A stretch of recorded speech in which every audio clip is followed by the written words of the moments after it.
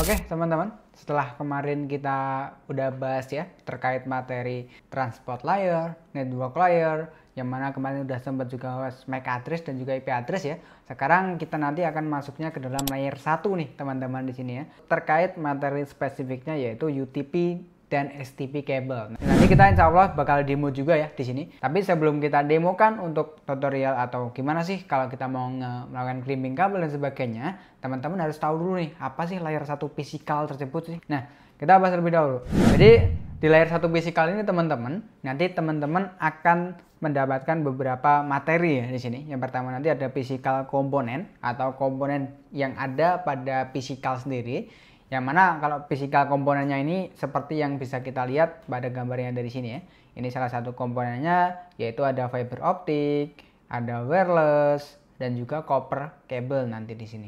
Dan nanti beberapa device ini nanti akan dipisahkan menjadi berbagai macam jenis lagi di situ. Nah, tentunya untuk di materi pertama yang kita lakukan kali ini yaitu terkait UTP dan STP, nanti masuknya itu ke dalam materinya copper cable nanti di situ. Nah, selain nanti kita membahas terkait physical komponen, kita juga membahas data encoding di situ ya dan juga signaling nanti di situ. Nah, kalau tadi komponen udah kita sebutkan ya, jadi ada fiber optic, wireless sama copper. Encoding itu merupakan proses ya yang mana data tersebut dikirimkan. Jadi kalau kita pelajarin di layer 1 kan ada namanya bitstream ya, di mana bit tersebut nanti akan berisi 01, 01, 01 dan seterusnya. Yang mana kalau angka 1 itu menunjukkan bahwasanya terdapat paket data yang terkirim. Jika 0, jadi terdapat paket data yang lost di situ. Nah, jadi nggak usah kaget teman-teman nanti ketika kita menemukan angkanya 10, 10 dan sebagainya di situ. Ini yang digunakan untuk end-to-end ke klien di situ ya, atau sesama router dan sebagainya di situ. Jadi kita pakainya physical, nanti di dalam physicalnya terdapat data bitstream di situ 01, 01 dan seterusnya nanti di situ ya. Signalingnya nanti di sini signaling sendiri teman-teman di sini nanti setiap media yang digunakan akan berbeda-beda di situ. Contohnya kalau kita menggunakan si copper cable atau UTP, STP dan juga koaksial. Kalau ketiga media tersebut nanti dia itu akan menggunakan yang namanya elektrik sinyal di situ atau menggunakan sinyal listrik di situ ya. Jadi menggunakan hambatan. Dan ini juga yang menjadikan kenapa copper cable itu memiliki keterbatasan untuk penyebaran sinyalnya di situ. Karena memang semakin panjang jarak yang kita kabel yang kita gelar di situ atau kabel yang kita tarik di situ, maka hambatan listriknya juga harus semakin besar di situ. Nah, karena memang dia itu menggunakan si elektrik dari si listrik di situ ya, ibaratnya hambatan dari si listrik di situ.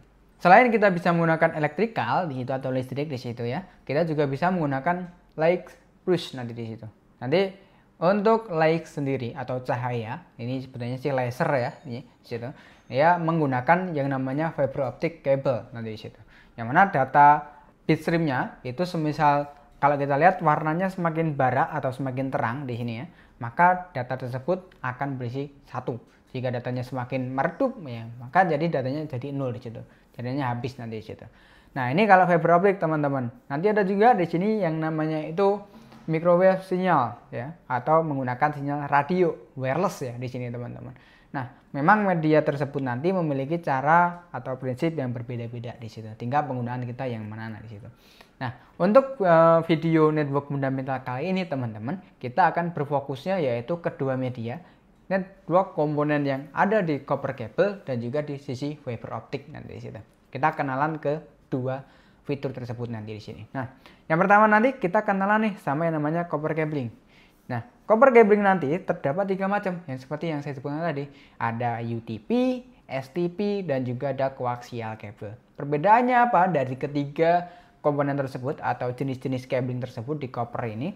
Perbedaannya dari segi keamanan juga teman-teman. Jadi kalau kita pelajarin ya, jadi kan tadi sempat dibahas juga bahwasanya si electrical cable ini memiliki batasan mutual sinyal di situ. Jadi semakin panjang jarak yang kita gelar kabelnya atau kita tarik kabelnya yang sepanjang apapun itu, ini memiliki keterbatasan. Yang mana kadang untuk standarisasinya itu kadang ada di 100 meter teman-teman. Kalau kita menggunakan si copper cabling ini teman-teman. Nah, kenapa paling seperti itu? Ya, pertama pakai listrik. Yang kedua, kalau kita lihat, yang pertama nih ada yang namanya UTP. Nah, kalau yang pertama UTB ini, dia itu hanya terdapat 3 komponen saja di situ. Hanya terdapat outer jacket, twist spire, dan juga color cold installation di situ. Jadi hanya terdapat 3 bagian saja. Yang mana ya berarti dari sinyal listrik masih bisa terjadi yang namanya mungkin nanti interferensi dan sebagainya di situ. Walaupun sudah ada penyekaannya di bagian twist spire di situ. Nah, cuman tetap ada aja nanti di situ ya. Dan ini yang menjadikan juga sinyal dari listrik itu nggak bisa semaksimal mungkin kalau kita menggunakan kabel UTP. Kalau kita mungkin untuk jarak yang agak lumayan jauh dan memang di situ kita kebutuhannya untuk outdoor, barulah kita bisa menggunakan yang STP atau Self Twist Spire di situ ya. Nah, STP ini nanti dia memiliki 4 komponen teman-teman di dalam satu kabelnya. Ada outer jacketnya yang memang dia hampir sama dengan si STP, hanya saja nanti di dalam situ akan ada red foil cell, ada foilnya nanti di situ. Jadi ada ibaratnya kayak foil sih di situ ya. Jadi untuk mengurangi dari RFI ataupun EMI nanti di situ ya. Dan juga ada foil cell per pasangnya. Jadi nanti biasanya masih walaupun udah ada foilnya teman-teman, nanti ada juga foil per kabelnya di situ. Dan nanti kan UTP ini dan juga STP memiliki yang namanya 8 pin warna kabel ya di situ. Nah, jadi 8 pin yang ada di situ teman-teman nanti akan diberikan foil di situ. Jadi dari interferensi dan sebagainya itu jadinya aman di situ. Kalau teman-teman penggunaannya outdoor yang sering kena hujan dan sebagainya, ini bisa jadi solusinya. Dan mungkin dari segi jarak ini bisa lebih jauh daripada yang UTP nanti di situ. Kalau di sini ada lagi ya, yang paling ya ini mungkin teknologi lama ya, yang udah bergerak mungkin waktu telco, mungkin Telkom yang 2000 berapa gitu masih menggunakan teknologinya yang coaxial cable di situ. Tapi untuk saat ini pun masih digunakan juga ya, karena memang dari segi keamanannya juga ini sangat terlindungi teman-teman. Jadi untuk kadang ini digunakan untuk backbone dan sebagainya di situ. Nah, ada yang namanya coaxial cable. Coaxial cable nanti juga terdapat 4 ini ya, teman-teman. 4 komponen juga. Ada outer jacketnya, shell ya, itu bisa berupa braid ataupun foil, dan juga ada insulation, yaitu yang ini ya, yang putih-putih di sini. Memisahkan konduktornya biar nggak konsleting dan sebagainya, dan nanti ada copper konduktornya. Ini kabelnya teman-teman di sini. Itu beberapa komponen yang ada pada copper cabling ya teman-teman. Nanti di sini juga terdapat konektornya. Kalau di coaxial cable itu ada namanya BNC, N-type, dan juga apa nih, ketutupan bentar, ada F-type nanti di situ. Nah, ini memang komponen-komponen yang ada di coaxial cable. Kadang buat apa coaxial cable? Kalau dulu saya menggunakan coaxial cable ini untuk koneksi dari analog TV ya, atau TV digital di situ. Jadi dari server TV server di situ disebarkan pakainya coaxial cable di situ. Nah, cuman sekarang ya masih digunakan lagi kadang untuk backbone lah di situ. Jadi koneksi antar set mungkin di situ. Jadi backbone-nya menggunakan coaxial karena seperti itu juga.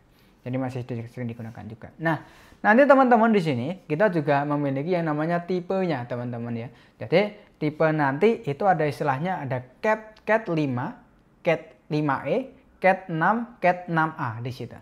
Nah, perbedaannya apa? Perbedaannya nanti dari segi jarak, lalu dari segi kekuatan bandwidth itu sangat berbeda di situ. Nah, kalau kita lihat Cat 5 yang biasa, jadi yang biasa sering digunakan mungkin buat indoor ya. Cat 5 ini mampu mentransmisikan data kurang lebih 100 Mbps di situ. Atau bisa disebutnya fast Ethernet. Jarak maksimumnya adalah 100 meter. Sebenarnya ini bisa kurang, bisa lebih. Tergantung dari device yang memberikan hambatan listrik di situ.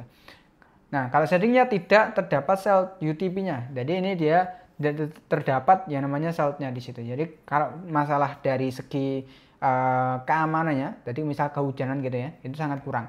Makanya disarankan kalau Cat 5 ini digunakan untuk indoor nanti di situ. Lalu juga Cat 5e ya di situ. Cat 5e ini nanti dia memiliki speednya 1 GB ya, dan dari segi jaraknya pun hampir sama di situ, nggak jauh berbeda ya.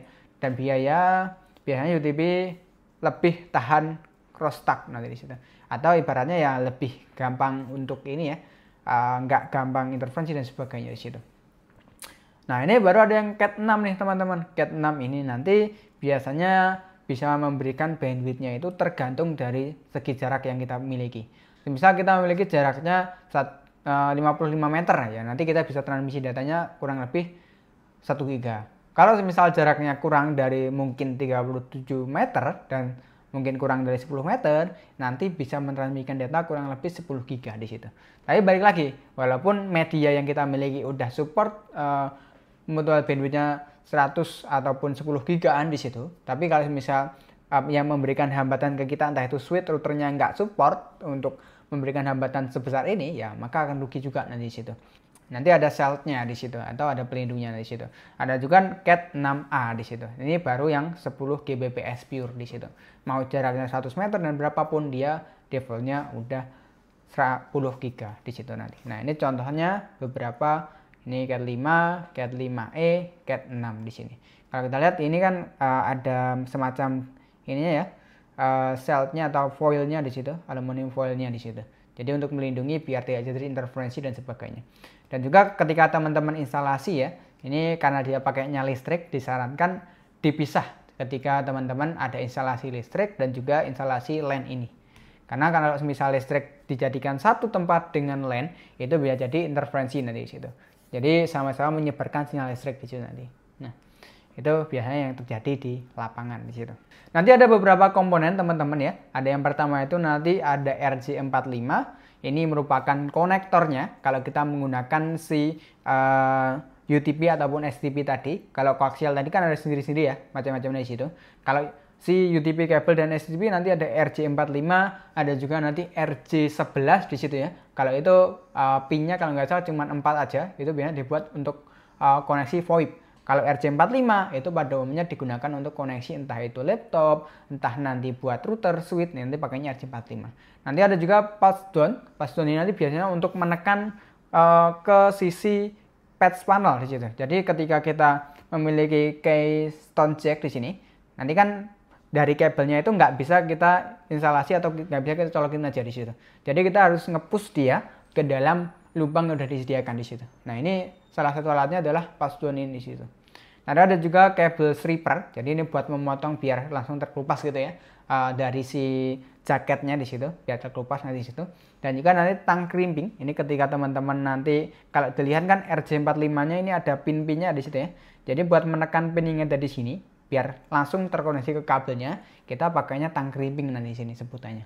Lalu ada juga patch panel, ini buat menaruh beberapa port ya. Jadi biar rapi dan sebagainya, nanti kita pakainya patch panel. Kalau ketiga yang komponen ini kadang satu ini ya, masih satu keluarga lah di situ sebutannya ya, teman-teman. Nah, lalu ada juga LAN cable tester. Ini buat testing apakah kabel yang kita buat aman nggak sih di situ. Dan juga nanti ada tone generator di situ nanti. Itu contohnya teman-teman ya.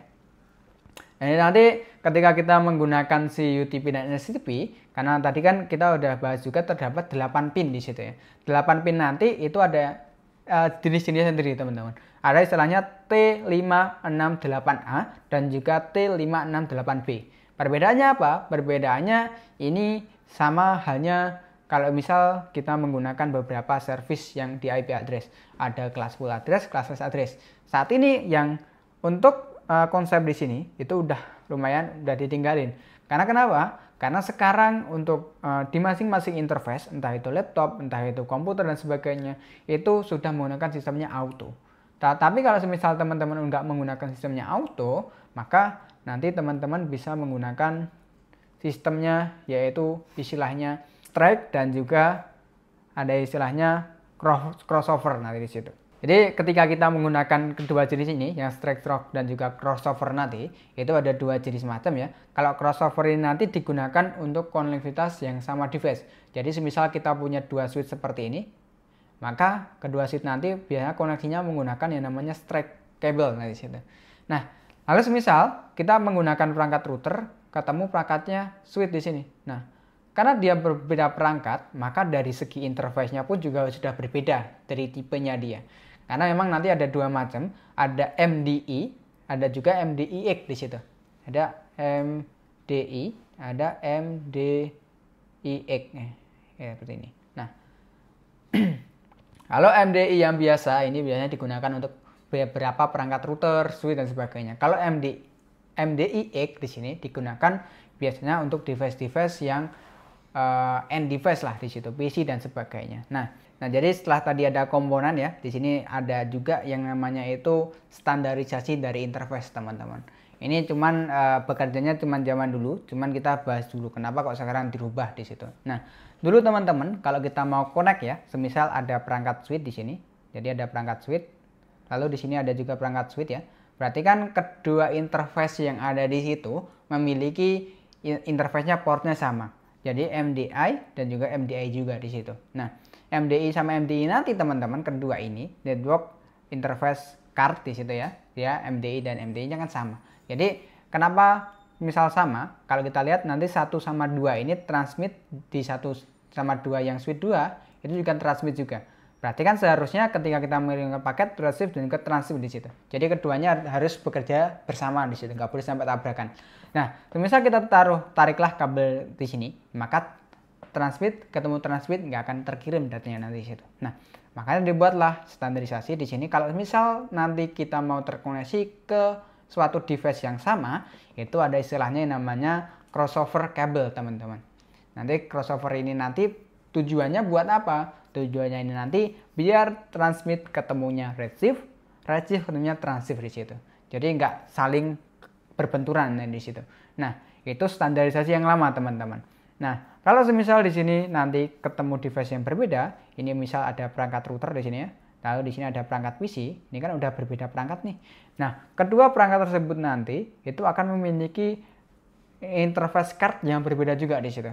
Jadi kalau misal kita punya router, nanti transif dan receive-nya itu ada di 1, 2, kalau receive-nya nanti ada di 3 sama 6 di situ. Nah, tapi di sisi PC-nya transmit itu kan 1, 2 ya kalau di router. Kalau di PC nanti ada di 1 sama 2-nya receive. Transifnya nanti ada di sisi 3 sama 6. Nah, inilah yang membedakan data tersebut bisa dikirimkan, teman-teman. Nah, oleh sebab itu makanya di sini nanti kalau misal berbeda device, kita pakainya straight nanti di situ. Jadi ada straight drop dan juga ada yang namanya crossover cable.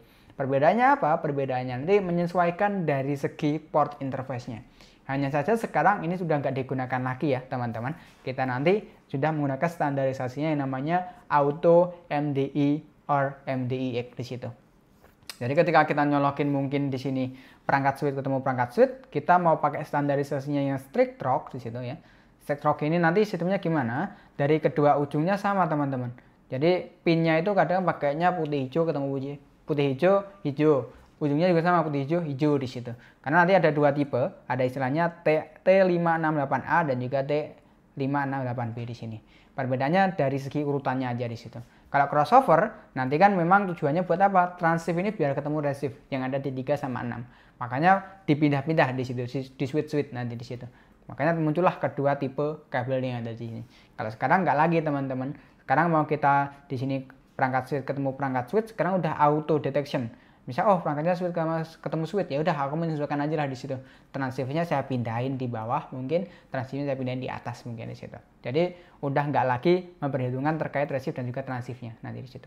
Nah, di sini juga terdapat urutannya ya, teman-teman. Jadi kalau misal yang umum itu biasanya kita pakainya T568B. Ini yang pasti udah umum kita ketahui ya. Jadi urutannya putih oranye, putih hijau biru, putih biru hijau, putih coklat coklat. Nah, ini kalau yang T568B. Kalau T568A ini urutannya kurang lebih sama, yang dirubah itu hanya hijaunya dan juga oranye, dipindahkan aja di situ.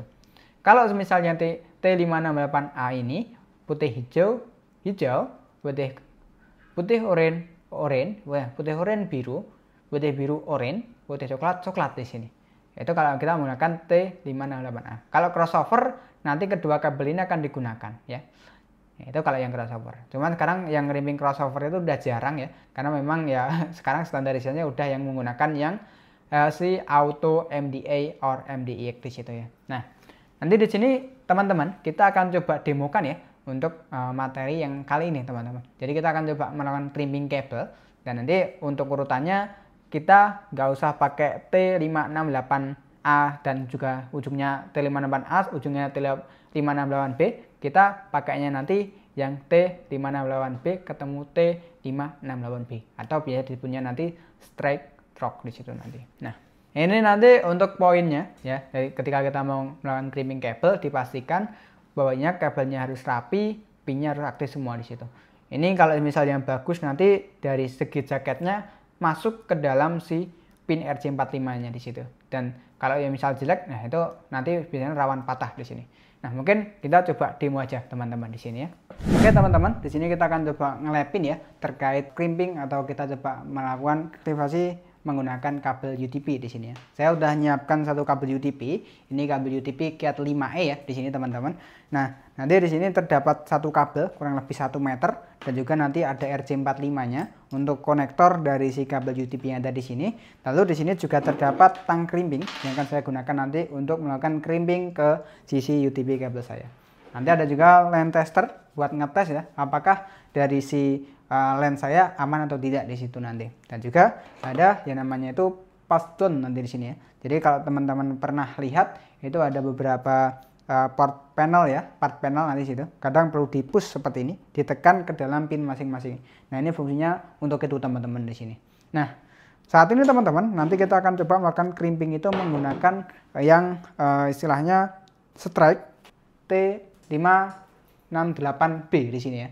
Nah, untuk urutannya nanti kita menggunakan yang B di situ. Jadi putih oranye. Nah, ini saya potong terlebih dahulu saja di sini.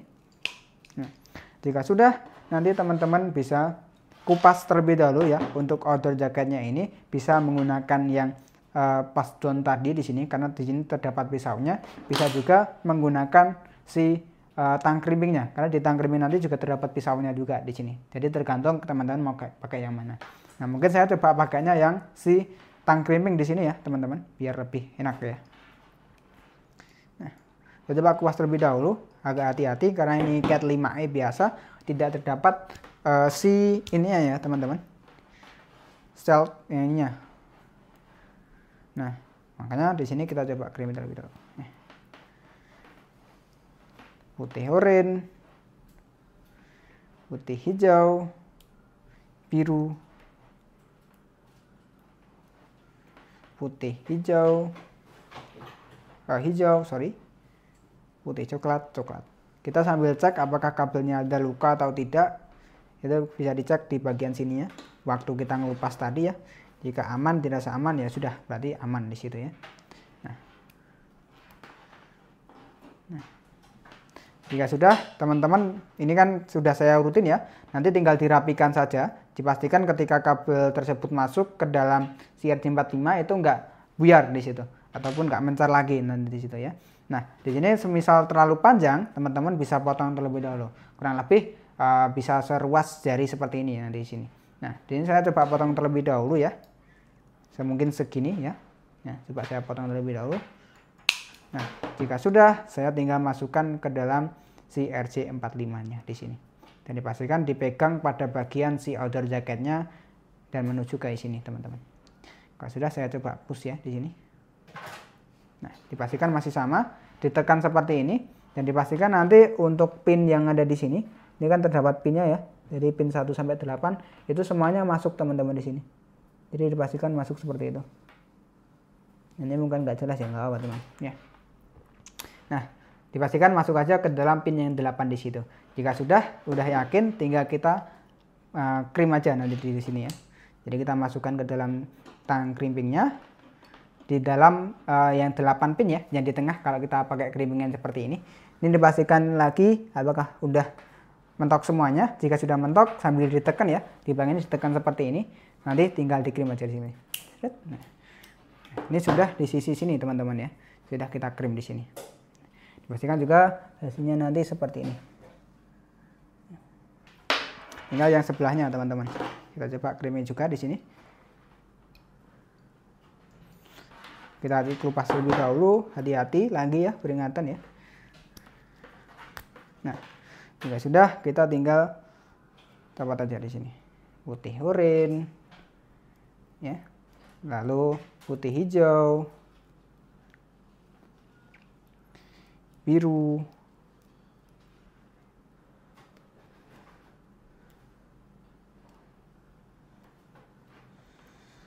saya rapikan dulu. Nah, sudah diurutkan seperti ini nanti hasilnya. Dipastikan rapi ya, karena nanti ketika teman-teman masukkan ke dalam pinnya itu harus benar-benar rapi di situ. Jadi seperti ini tampilannya nanti. Jika dirasa kepanjangan lagi, bisa teman-teman potong secukupnya lagi di situ ya. Nah, sini akan coba saya potong secukupnya ya. Oke, jika sudah, kita masukkan lagi ke dalam RJ45-nya di sini. Dia urutannya dari kiri ya teman-teman, dari yang kiri saya di sini. Jadi saya masukinya RJ45-nya pun dari kiri juga pinnya. Jadi nanti saya balik seperti ini. Nah, ini si pinnya di sini. Saya coba masukkan dari kiri juga. Set. Nah, jika sudah dipastikan semuanya masuk dan aman, ini dipastikan lagi ya, di make sure harus masuk semuanya di situ ya, yang pin-pinnya di situ. Jadi harus masuk semuanya di sini. Jika sudah, tinggal kita push menggunakan yang tang creamingnya di sini. Coba saya cek lebih dahulu, aman, saya push di sini. Nah, oke. Sudah ya teman-teman, ini sudah jadi. Nanti dipastikan untuk outer jaketnya masuk ke dalam si RJ45-nya. Karena nanti kalau misal terdapat guncangan dan sebagainya, itu akan aman teman-teman. Misal nanti si outer jaketnya nggak masuk di sini, ketika ada guncangan kan kabelnya yang tembaga rawan putus nih. Nanti misal ada guncangan seperti itu, maka tembaganya bisa jadi putus juga nanti di situ. Makanya di sini kita dipastikan untuk outer jaketnya masuk ke dalam si RJ45-nya. Karena nanti di sini terdapat pin di sini ya teman-teman, buat ngunci dari si ininya di situ. Nah, seperti itu. Sekarang saya coba tes ya di sini. Kita coba tes di sini. Ini kalau kita lihat sudah nyala semua ya. Jadi memang harus tadi dari si RJ45-nya harus aman dan juga dari pinnya harus nyala semua di sini. Sebenarnya kalau saat ini kecepatan speed kita masih 10 Mbps itu yang penting yang nyala pada 1, 2, 3 dan juga 6 itu udah cukup. Hanya saja kalau misal kita pakai koneksi yang 1 GB, seluruh pin yang ada di sini wajib aktif ya di sini teman-teman. Jadi seperti itu. Nah, ini contohnya kalau teman-teman nanti mau uji coba melakukan creaming kabel di sini ya. Kurang lebih seperti itu teman-teman ya. Oke teman-teman, jadi tadi ya kita udah nyobain untuk ngelepin yang RJ45 tadi. Memang ya kita harus memastikan bahwasanya dari segi kerapian dan juga dari pinnya itu wajib aktif semua. Kalau kita membawakan bandwidth kurang lebih 1 GB di situ. Nah, mungkin itu ya teman-teman untuk materi yang layer 1 si UTP kabel ini. UTP STP kabel ini teman-teman. Oke, see you next video teman-teman.